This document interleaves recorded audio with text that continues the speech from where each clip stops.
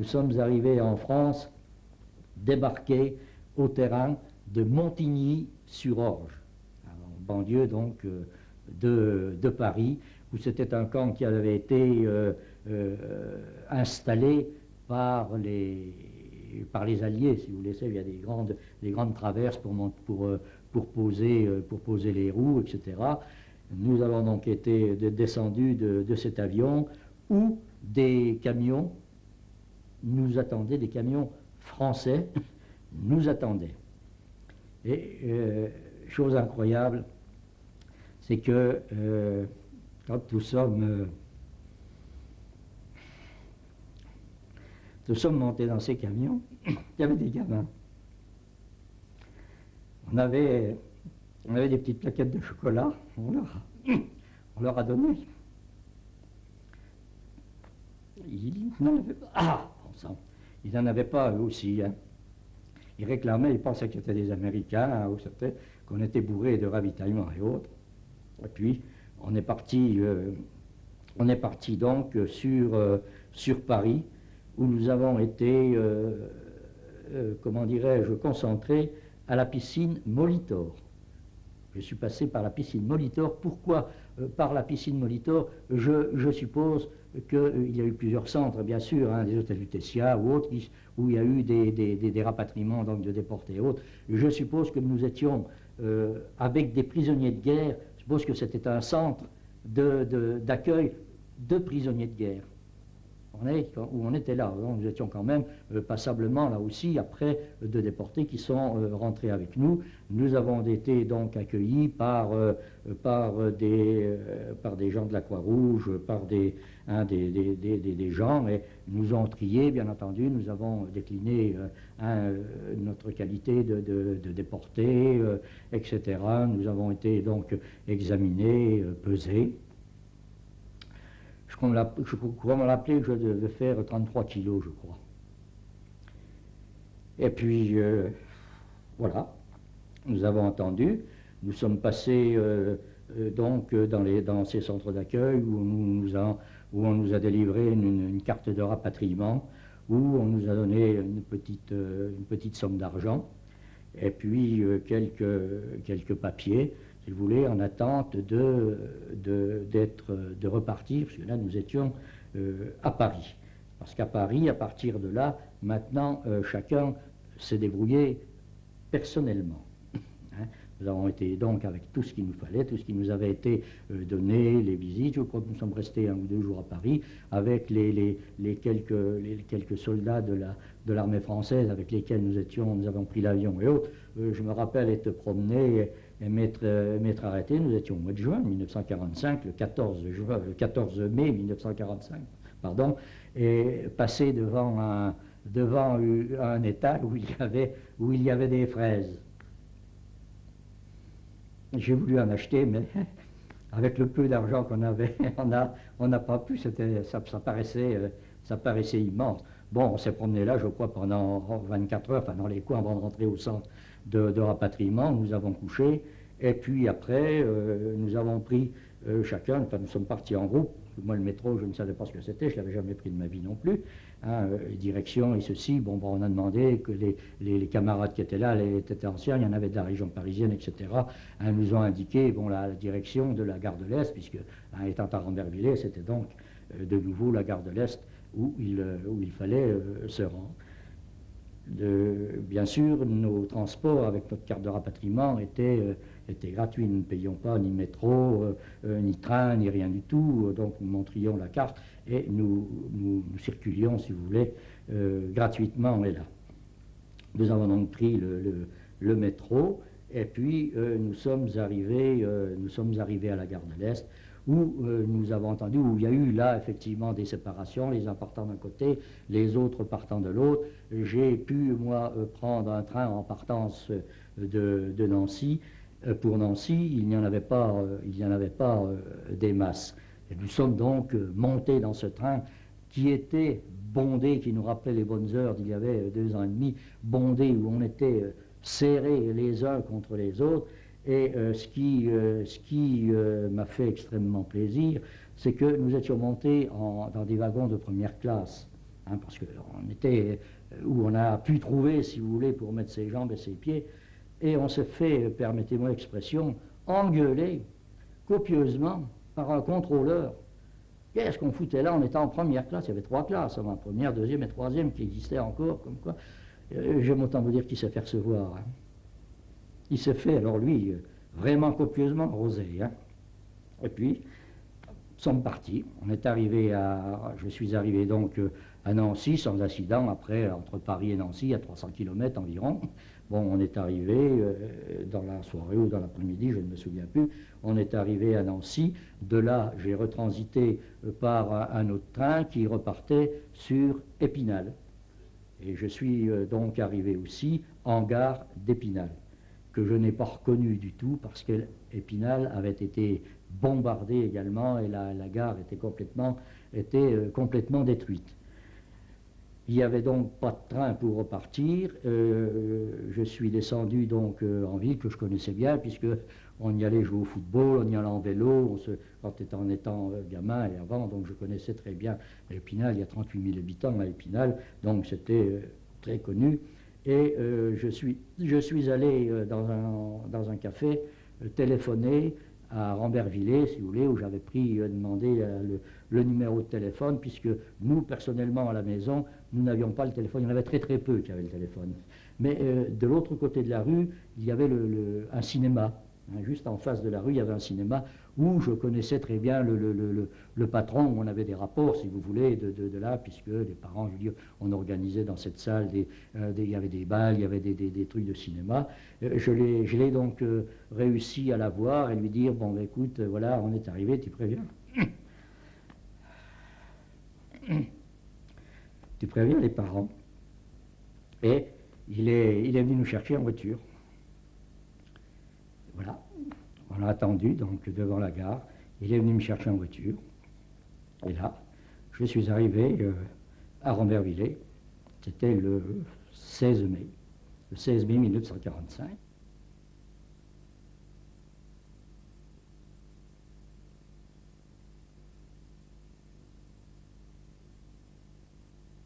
Après mon arrivée à Rambervillers, où le voisin, qui était le directeur donc du cinéma d'en face, était venu me chercher avec sa voiture. Il y en avait très peu à l'époque. Lui avait la chance d'en avoir une et est venu me prendre à la gare d'Épinal où nous étions donné rendez-vous par le téléphone. Mon retour, je me rappelle, avait fait une traînée de poudre également. La ville n'était pas tellement grande.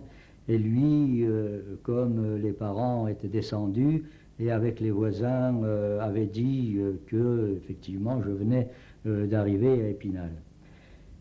Mais ils avaient été informés quand même avant ce retour par un autre camarade de Rambervillers, qui était parti beaucoup plus tard que moi. Je crois qu'il était arrêté en 1944.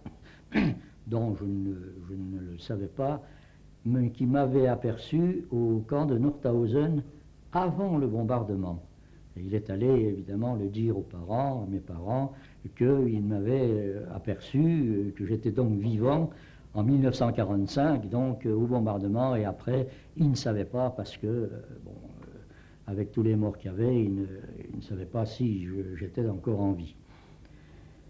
Et puis je suis donc arrivé où beaucoup de gens, des voisins surtout, m'attendaient avec les parents, puisque nous étions au deuxième et au premier. Le magasin était au rez-de-chaussée, bien entendu. L'appartement où nous allions nous coucher, où on vivait surtout au rez-de-chaussée, le magasin étant proche, et la cuisine également. On était avec les deux appartements.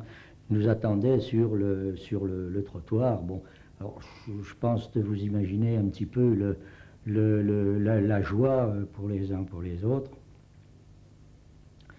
Bon, ben, on s'est sauté au cou, bien entendu, les embrassades. De la part aussi, surtout de mon père, lui, pourtant, qui n'était pas très démonstratif. Il n'était pas... ma mère, bon, les femmes, c'est peut-être un petit peu différentes. Ils sont plus poussées, si vous voulez, à ces sortes de transports. Et puis ma sœur, bien entendu, ma sœur Lucette, qui avait 2 ans de plus que moi, qui était né en 24, qui est donc aussi arrivé avec donc tout ce qu'on a pu être accueilli en ce moment-là, et les voisins aussi qui vous sautaient au cou, bien sûr. C'était un moment très émouvant.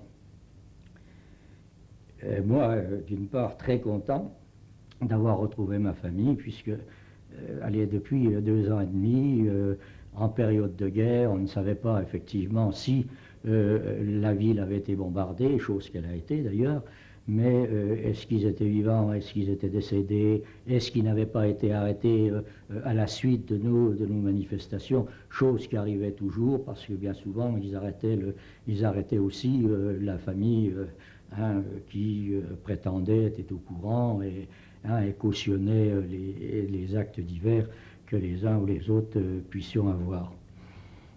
Et puis, il était 12h30.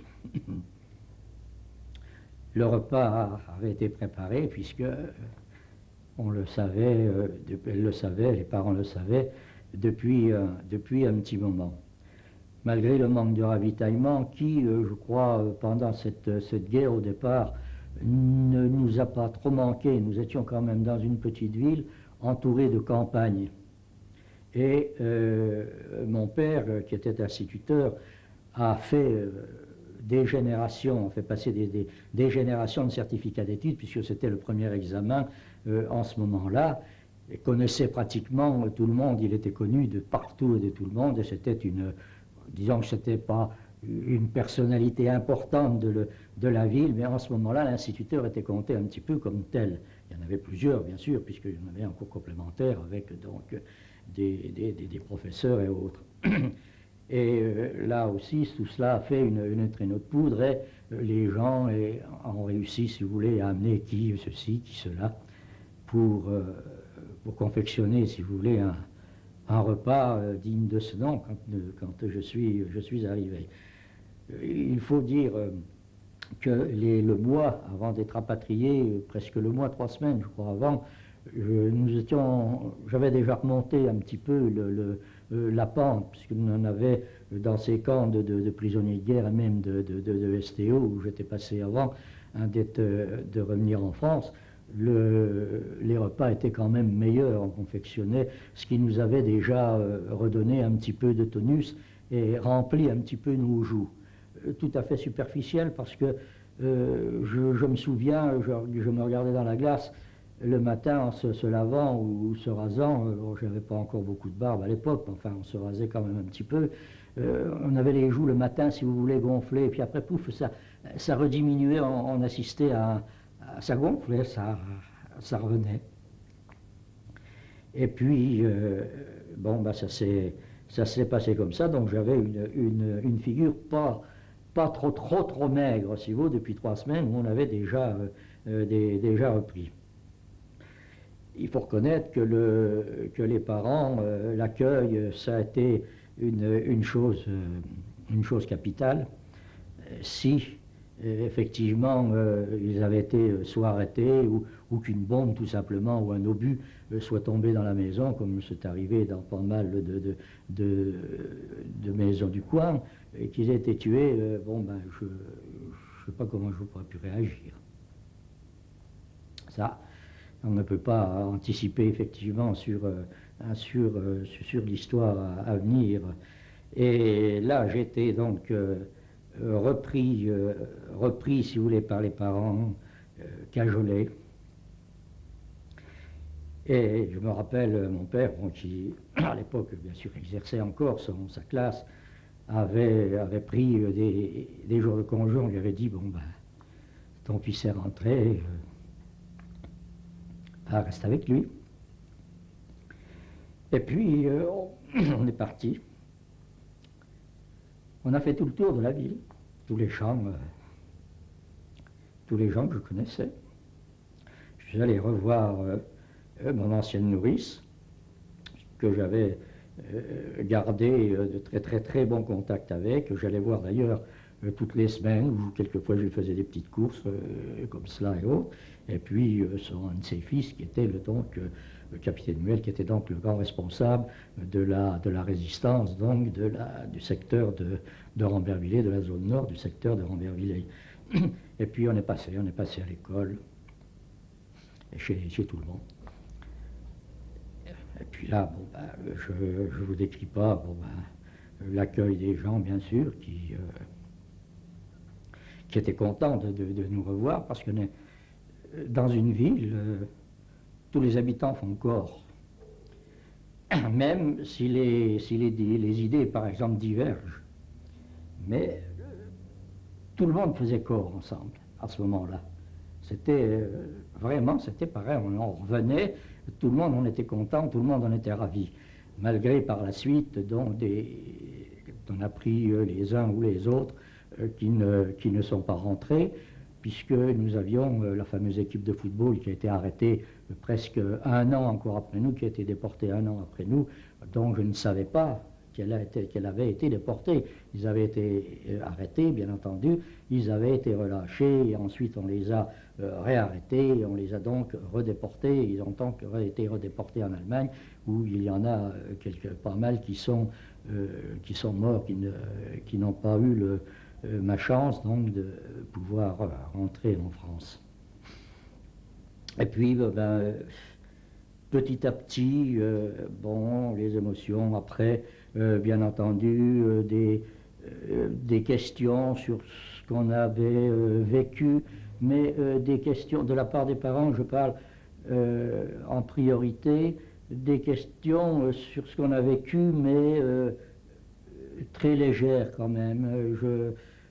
Je pense que de leur part, enfin tel que je le ressens actuellement, à l'époque je ne pouvais pas l'analyser un petit peu de la même façon, d'avoir une certaine pudeur de demander, si vous voulez, parce qu'il y avait déjà eu, avant que je revienne, dans les actualités du cinéma, parce que les télévisions, bien sûr, n'existaient pas, il y avait les postes de TSF et les nouvelles étant diffusées par, on allait au cinéma, on avait donc les actualités donc générales, et puis dans les journaux.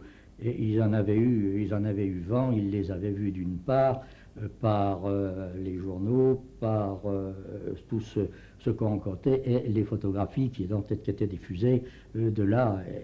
Il y avait donc déjà une petite idée, en plus par d'autres camarades, dont le petit Mathieu, là, qui était rentré avant moi, qui avait déjà commencé à raconter un petit peu ce qui s'était passé dans les divers camps, hein, dont lui où était passé. Alors, je crois, j'en ai parlé un petit peu, mais je crois me rappeler d'une façon vague, si vous très très très succinct, sans y apporter de détails, si vous voulez, sans essayer d'enfoncer un clou. Bon, on avait eu une vie, comme on dit maintenant, une vie de martyr. Bon, on ne voulait pas, si vous voulez, se considérer. On était rentré en France, on éclatait. Hein. Je crois que c'est ce qui m'est arrivé un petit peu. On a été, bon, on a soufflé, on était content après ces périodes de transition, si vous voulez, entre l'un et l'autre, de l'Allemagne à la France, où nous avions déjà vécu une certaine liberté, bien entendu, déjà là, et puis le retour en France, de retrouver son pays, et de retrouver tous les gens avec lesquels bon, ben, on vivait, hein, bien sûr, et qu'on connaissait partout. Et puis là, ben, petit à petit, puisque tout a été remis en place, petit à petit, je suis resté me reposer, parce que là, il y avait des moments de tonus, et puis des moments où je retombais à zéro, hein, des moments complètement désorganisés, d'une part, et de fatigue, de grande fatigue, où je ne pouvais pas faire de grandes choses. Hein, de grandes choses, je n'avais pas tellement à faire pour à l'époque, mais enfin, si vous voulez, de courir à droite ou à gauche, ou de revoir, ça se terminait très vite par une fatigue généralisée. Et puis, bon, ben, j'ai eu, bien sûr, des visites médicales pour savoir. Là, j'ai découvert, puisque j'avais eu des pneumonies, j'ai donc été des traces de tuberculose, puisque j'étais donc des traces de tuberculose sur les deux poumons. J'ai été un petit peu... je ne suis pas rentré à l'hôpital, hein, j'ai été soigné par des grandes périodes de repos et un petit peu d'inactivité pendant les quelques premiers mois que je suis resté pratiquement inactif.